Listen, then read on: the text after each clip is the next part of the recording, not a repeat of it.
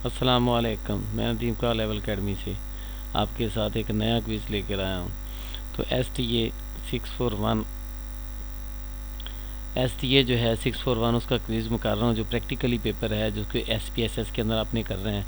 तो इसके मैंने अभी फाइनल टर्म के पेपर कुछ मैंने फाइनल टर्म के इम्पोर्टेंट एक तो लेक्चर बना के सारे इम्पोर्टेंट जो फाइनल टर्म का वो पेपर शेयर किया। उसके साथ और भी मैं इसके लेक्चर वगैरह भी शेयर करूँगा, मैथ लैब के भी, प्रोग्रामिंग के। इस तरह जो जो मेरे सब्जेक्ट हैं जो इनमें मुझे थोड़ी सी कमांड है तो उनके रिलेटेड मैं लेक्चर बना के शेयर करूँगा। जिनकी असाइनमेंट्स वगैरह मैं करता रहता हूँ, क्विज़ेस वगैरह भी करता रहता हूँ। ज़्यादातर मैथमेटिकल, स्टैट या इस तरह की प्रोग्रामिंग टाइप जो इनके मैं शेयर करूँगा। तो इसलिए आप चैनल को सबसे पहले अभी जो फर्स्ट टाइम वॉच कर रहे हैं चैनल को सब्सक्राइब कर लें, सब्सक्राइब कर लिया करें ताकि हर आने वाली वीडियो फाइनल टर्म के अंदर जो है वो आपको मिल सके। तो चलें जी, अपने हम क्विज़ की तरफ चलते हैं। पहला क्विज़ हम स्टार्ट करते हैं। तो क्विज़ से पहले देखें यहाँ पे सर ने कहा हुआ कि मिड टर्म के अंदर जो क्विज़ आप यूज़ करते हैं या कोई भी क्विज़ करते हैं तो इसको यूनिवर्सिटी मॉनिटर वॉच कर रही है। तो आप थोड़ा सा जो है कोई भी अनफेयर मीन जिस तरह का हेल्पिंग मटीरियल, एक्सटेंशन या एड ऑन यूज़ कर जो है वो उसे थोड़ा सा अवॉइड किया करें। तो चलें जी, हम अपने क्विज़ की तरफ चलते हैं। क्विज़ नंबर 1, स्टैटिकल पैकेजेस हम पढ़ रहे हैं। तो ये प्रैक्टिकली सब्जेक्ट है, इसके फाइनल टर्म के अंदर कोई भी क्विज़ेज़ नहीं होंगे। वहाँ पे आपको मिनिमम 5 क्वेश्चन होंगे जो आपने सॉल्व करने होंगे। हर 10 मार्क्स का होगा।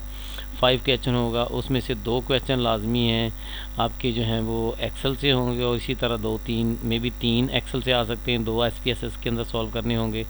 तो इस तरह आपकी प्रैक्टिस प्रैक्टिकली होगी तो ही आप वहाँ पे परफॉर्म कर सकेंगे, अदरवाइज़ आपको जो है वो इशू आएगा। तो मैंने पेपर भी इसका शेयर किया हुआ है और उसमें से कम 3 क्वेश्चन जो हैं वो लाजमी आ जाते हैं।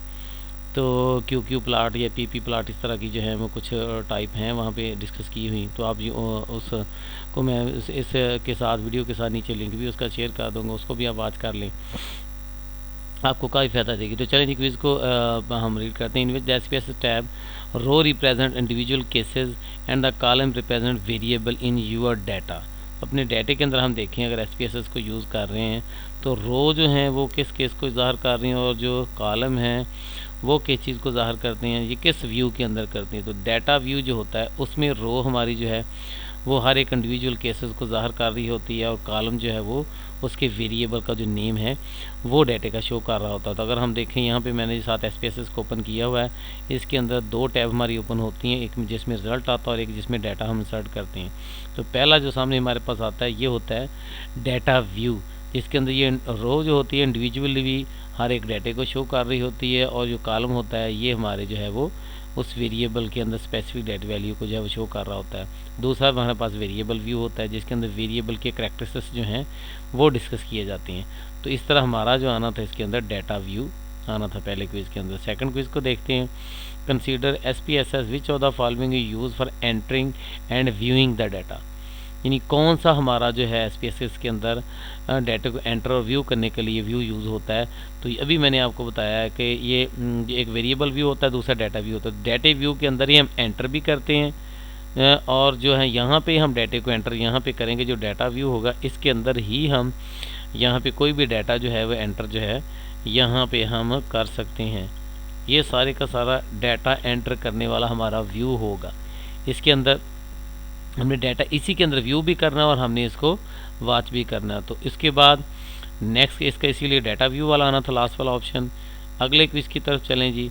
SPSS stand for which of the following, किसको स्टैंड करता है? Statistical packages for the social sciences. तो ये SPSS से सोशल साइंसेज जो है वो स्टैटिकल पैकेजेस होते हैं। स्टैट के रिलेटेड जितने भी डाटा है वो सारी कैलकुलेशन जो है मोस्टली इसमें ग्राफ वगैरह या न्यूमेरिकल सोल्यूशन वगैरह फाइंड किए जाते हैं। इसका फर्स्ट वाला था। आगे वाला हम क्विज देखते हैं। In control chart the LCL stand for, जो LCL है ये UCL, ये 2 ग्राफ वाले टॉपिक होते हैं।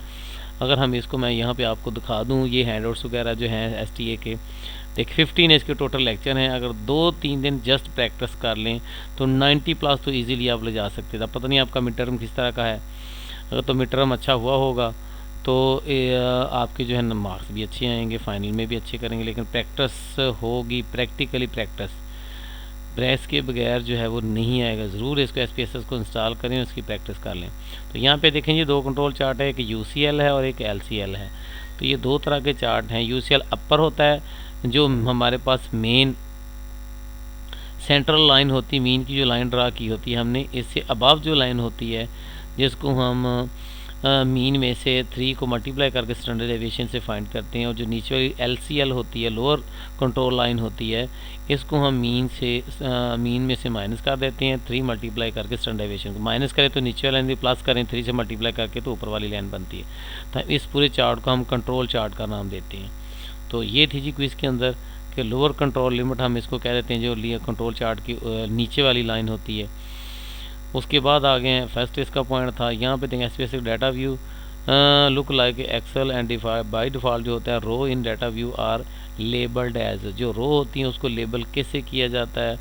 तो ये 1 2 3 वाला ऑप्शन ठीक था। अभी मैं आपको डाटा व्यू दिखा देता हूँ, यहाँ पे आप चेक करें, ये पूरी की पूरी रो है और इसको 1 2 3 4 5 6 7 इस तरह से ऑन ये इसकी रो के साथ इसको कंसीडर, और कॉलम जो होता है ये वेरिएबल 1 2 3 ये वेरिएबल का नेम दिया जाता है, ठीक है। तो ये रो जो है यही वाला हमारा ऑप्शन इसका ठीक था। नेक्स्ट अगले क्विज को देख लें, in control chart LCL list calculator. LCL को अभी मैंने आपको बताया था कि एवरेज में से जो मीन होता है LCL फाइंड करें तो हम स्टैंडर्ड डेविएशन जो भी निकालो उसको 3 से मल्टीप्लाई करने के बाद जो आंसर आता है उसको एवरेज में से माइनस कर दें तो हमारे पास नीचे वाली लाइन का रिजल्ट आ जाता है। और इसी तरह अगर प्लस कर दिया जाए तो UCL बन जाए, तो उसका भी क्विज जो है वो आगे आ रहा है। अब आ गया variable name will not be accepted by the SPSS जो सॉफ्टवेयर है स्टैटिस्टिकल पैकेज जो है सोशल साइंसेज, ये किस वेरिएबल को रिजेक्ट नहीं करता। तो ये आपने अगर देखा हो कि जो भी प्रोग्रामिंग पढ़ते हैं CS 101 है या CS 201 है इस तरह का, तो उसके अंदर रूल्स होता है वेरिएबल को डिक्लेयर करने की कि आप सिर्फ 3 चीज़ें, एक तो आप अल्फ़ाबेट यूज़ कर सकते हैं और लेटर, और दूसरा आप यूज़ कर सकते हैं अंडरस्कोर, और तीसरा 1 2 3 ये नंबर्स वगैरह जो होते हैं। और नंबर भी किसी वेरिएबल के स्टार्ट में नहीं लगा सकते, बाद में लगाएंगे, जैसे नंबर 1 नंबर 2 नंबर 3 लगा सकते हैं, 1 नंबर नहीं लिख सकते। तो वही रूल सारे के सारे इसके अंदर आते हैं। इस तरह कोई भी वेरिएबल आपका आ जाए तो आप उसको देखें कि एक तो अल्फ़ाबेट से स्टार्ट हो या अंडरस्कोर से स्टार्ट होना चाहिए, सेंटर में भी यूज़ हो सकता है, और अल्फ़ाबेट या अंडरस्कोर या न्यूमेरिक वैल्यू बाद में आएगी, स्टार्ट में नहीं आएगी, अंडरस्कोर या अल्फ़ाबेट सामने आ सकते हैं। तो इस रूल को फॉलो करते हुए एज डॉट, ये डॉट तो इस्तेमाल ही नहीं हो सकता इसके अंदर, बाकी सारे वेरिएबल की कंडीशन पूरी कर रहे हैं, ये इसमें एक्सेप्ट नहीं करेगा जो पहले वाला था। उसके बाद देखें जी आगे, which of the following is के defining variable characteristics of a variable in variable का हम कैरेक्टरिस्टिक्स किसके अंदर डिफाइन करते हैं, कौन से व्यू में करते हैं। तो देखा जाए तो ये जो वेरिएबल व्यू है ये होता है डाटा व्यू, डाटा के अंदर डाटा इंसर्ट किया जाता है, और जो वेरिएबल व्यू यहाँ पे देखें जी वेरिएबल का हम नाम सेट करते हैं। यहाँ पे हमने कोई भी नेम वगैरह रखना है तो हम इस तरह शॉर्ट फॉर्म के अंदर जो है वेरिएबल का नेम जो है ये रख सकते हैं। तो इस तरह वेरिएबल का नेम हमने इसको रख दिया है, तो ये इसको जो है ये एक्सेप्ट कर लेगा। अगर हम इस तरह का कोई वेरिएबल का नेम रख देते हैं तो इसको ये देखें एक्सेप्ट नहीं करो, कह रहा है इलीगल है। तो अभी मैंने उसको हाइफन लगा के यूज़ किया तो उसने उसको रॉन्ग कर दिया, उसने अंडरस्कोर ऑटोमेटिकली लगा दिया। यानी कोई भी अगर मैं यही वाला जो उसने दिया था अभी एज डॉट लिख दूँ, मैंने अगर डॉट लिखना है तो तब भी उसको वो एक्सेप्ट नहीं कर रहा, वो कह रहा है इलीगल है, उसको अंडरस्कोर लगा देता है वो फ़ौरन। तो इस वजह से ये देखो अभी जो पीछे वाला इससे हमने देखा था क्विज़ अभी, तो एज वाला तो ये देखें वेरिएबल में वो एक्सेप्ट नहीं कर रहा, हम लगा के भी दे सकते हैं। जब आप क्विज़ करने लगें तो इसको ओपन कर लें। तो उसके बाद ही क्वेश्चन नंबर 9 को हमने देख लिया कि जो है डाटा व्यू जो हमारा होता है वेरिएबल व्यू, इसके अंदर ये सारी इसकी एज, न्यूमेरिक वैल्यू, इसकी विड्थ कितनी है, डेसिमल पॉइंट है, लेबल जो भी आप देना चाहते हैं, तो ये सारी चीज़ें लेफ़्ट पे शो होना चाहिए, राइट के कॉलम पे शो होना चाहिए, तो कितने कॉलम टोटल यूज़ करनी, ये सारी की सारी इसकी कैरेक्टरिस्टिक्स जो होती है डाटे के मुताबिक वो सारी की सारी वेरिएबल व्यू के अंदर शो की जाती है। चलें जी नेक्स्ट आगे वाला हम क्विज़ अपना देख लेते हैं। इसके अंदर देखें जी ये इसमें भी वही रोल नंबर और हाइफन लगा दिया, अगर रोल नंबर हाइफन लिखेंगे तो वो इसको एक्सेप्ट नहीं करेगा, बाकी सारे के सारे जो है वो एक्सेप्ट कर लेगा। तो इसमें ये आना था कि हाइफन नहीं आ सकता। अभी आपके सामने मैंने लगा के दिखाया कि अगर हम इसको रोल नंबर, इसको हम इस तरह का नाम दें रोल और हाइफन लगाएं और आगे नंबर लिख दें और इसको मैं साइड पे एंटर करूं तो वो फ़ौरन ही प्रॉब्लम क्रिएट करता है, कहता है ये आप यूज़ नहीं कर सकते। अगर मैं अंडरस्कोर लगा दूंगा तो तब आप यूज़ कर सकते हैं। तो इस तरह आपको अच्छी तरह से क्लियर हो गया होगा। चलिए जी उसके बाद एक क्विज नंबर 4 रह गया था यहाँ पे, वो लास्ट पे यहाँ पे in control chart UCL stand for, UCL कैसे प्लस लगा के, और LCL क्या था एवरेज के साथ प्लस 3 मल्टीप्लाई हमने करना है, स्टैंडर्ड डेविएशन से 3 को मल्टीप्लाई करके एवरेज में ऐड करते जाएंगे तो उसकी अपर लिमिट बन जाएगी। अदरवाइज़ हम माइनस करते जाएँ तो उसकी लोअर लिमिट बन जाएगी। जो अपर लिमिट ऊपर बनी हुई आपको नज़र आ रही है, तो ये जो होती है ये UCL जो है वो ऐड करके बनाई जाती है। तो इस तरह ये वाला जी सारे का सारा हमारा क्विज़ था। ये इसके क्विज़ जो हैं ये पूरे हो चुके हैं। 10 के 10 हमने क्विज़ कर लिए हैं। इससे पहले भी मैंने क्विज़ नंबर 2 दिया हुआ है, क्विज़ नंबर 1, इनको भी आप देख सकते हैं अपना क्विज़ करने के लिए। ठीक है, तो ये हमारी वीडियो थी। इस तरह आप वीडियो को कंप्लीट वॉच करें, अपना क्विज़ करने से पहले अच्छी तरह से वॉच कर लेंगे। इसके मैंने फ़ाइनल टर्म के पेपर भी बना के जो है वो लोड किए हुए हैं, मेरे चैनल के ऊपर पड़े हुए हैं, आप वहाँ से आप देख सकते हैं।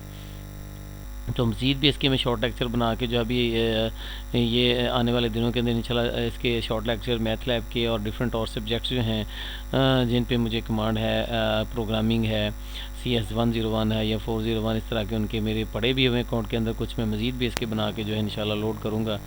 तो आप इसलिए चैनल को वॉच करते हैं, चैनल को सब्सक्राइब कर लें ताकि हर आने वाली वीडियो जो है वो आपको मिल सके। अगर किसी ने क्विज़ कराना हो तो वो मुझसे रब्ता भी व्हाट्सएप पे कर सकता है। Okay, thanks for watching. Okay, अल्लाह हाफिज़।